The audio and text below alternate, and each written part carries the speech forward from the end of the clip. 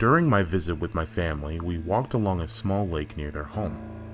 As it got darker, I was told that we should get back soon before it gets too dark, and that the river dogs would be out soon anyway. I laughed and took it as a joke while we started walking back. To my surprise, my cousin pulled a dead rabbit out of his bag and hung it from a branch. I thought that was odd and asked, "How long have you been carrying that thing around?" He replied, "Since this morning. It's just a precaution, but the dogs will take it and head back instead of messing with us."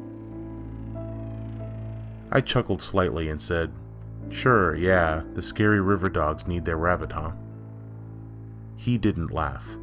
Instead, he looked at me and said, "Yeah, they can be scary." At this point, I couldn't tell if he was messing with me or being serious. When we got back, he had his Uncle Boone tell me his story about the river dogs. I think he could tell I didn't take him seriously. So Boone grabbed a couple beers and sat with us on the porch while he told us his story about the time he was at the lake at night and saw his first river dog. One night, Boone was out with a friend drinking beer by the lake while they did some night fishing. His friend said that he was heading back since it was getting late. Boone decided to stay since he still had more to drink and nothing to do. While his friend was packing up, he told Boone not to stay too late and that the lake can be dangerous at night. His friend finished up and left Boone by himself. Then Boone went on about how people who spend a lot of time in the great outdoors get much more in tune with their baser instincts. Something about being stalked that you can feel instinctively and that makes your skin tingle. A lot of hunters say they don't like focusing on their prey too hard or for too long because it seems like the animal can sense it. With practice, it can be sharpened. But in an intense situation, it seems to come alive no matter how dormant that instinct is. About an hour after his friend leaves, he said he started feeling a bit uneasy, like he was being watched. This feeling grew over time and started getting so intense that he said it felt like someone was breathing on the back of his neck and right about to grab him.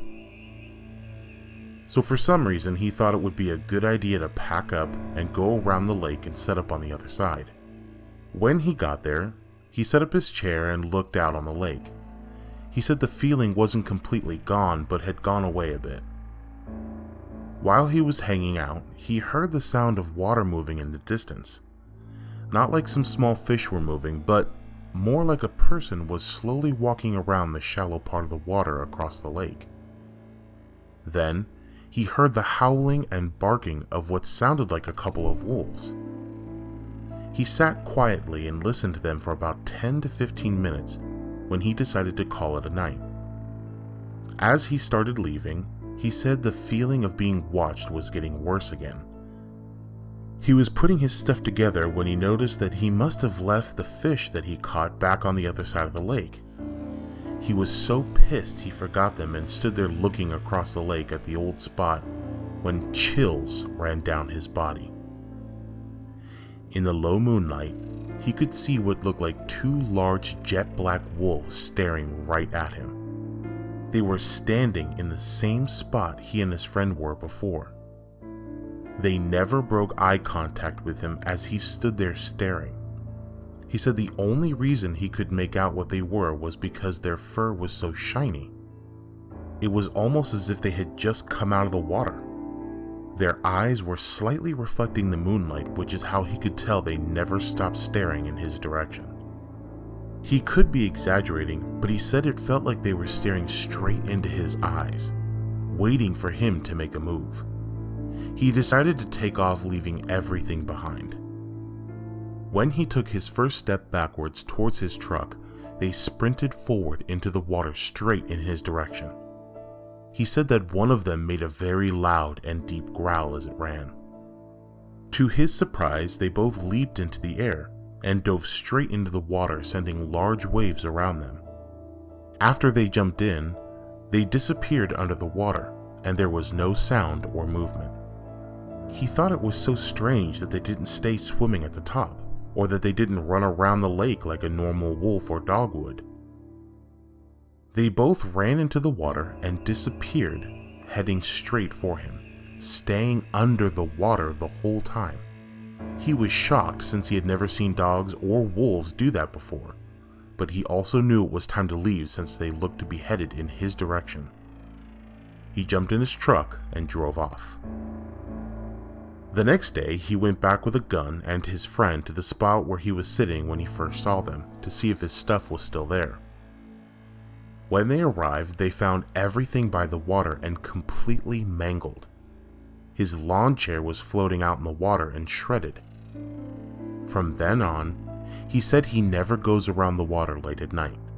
If anyone does, he tells them to have at least 3 or more people, a large fire, and guns. It's been a long time custom to leave something behind for these things to eat. Sometimes they toss it in the water or they hang it from a low branch.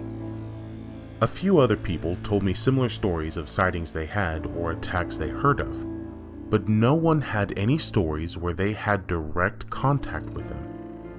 I think it's because many of these people know when it's the right time to leave. I don't know if it was a coincidence or one of them messing with me, but one night I was by the fire outside when I heard a howl coming from the direction of the lake. I immediately thought, wow, that wolf sounds close. Boone, on the other hand, looked a little on edge. While the howling I heard did sound a bit odd and reminded me of Boone's story, it could have just been that I never heard an actual wolf howl before. One odd fact is that wolves weren't common in the area. Boone later added that only red and gray are ever seen, and even those are rare and usually found deeper in the woods. The black wolves, however, are always seen in pairs and seem only to be found in or around the lake or rivers. This is why many people call them the river dogs.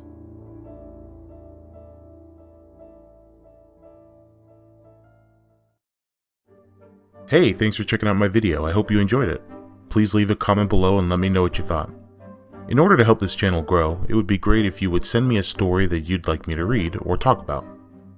Just send me an email with the info and make sure to give me permission to use the story.